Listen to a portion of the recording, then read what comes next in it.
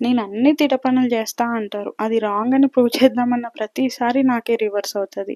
ఏమైందంటే మీషోలో wax beans order చేశా.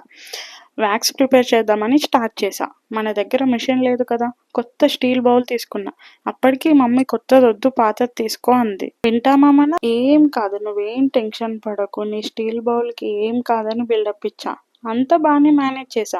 సిమ్‌లో పెట్టి హీట్ చేశాక బౌల్ కిందకి దించకుండానే ఆఫ్ చేశా. పెద్ద మంట వచ్చి వాక్స్‌కి అంటుకుంది. అది ఆర్పుదామని వాటర్ జల్లితే ఇంకా మంట పెద్దదవ్వడమే కాకుండా పెద్ద బాంబు పేలిన సౌండొచ్చింది. ఆ తర్వాత నేను అరవడం, మా అమ్మ భయపడి పరిగెత్తుకు రావడం అన్నీ సడన్‌గా అయ్యాయి. ఇంకా ఫైనల్‌గా పట్కర్‌తో తీసుకెళ్ళి బయట పెట్టేశా. బౌల్ మొత్తం మాడిపోయింది కొత్తది. కొంచెం సేపయ్యాక మంటలు ఆగిపోయాయి. అట్లుంటది మనతోటి. ఇల్లంతా పొగ. స్టవ్ దగ్గర మొత్తం బ్లాక్ అయిపోయింది. ఈ అగ్ని ప్రమాదంలో మా అమ్మకి చెయ్యి కాలింది.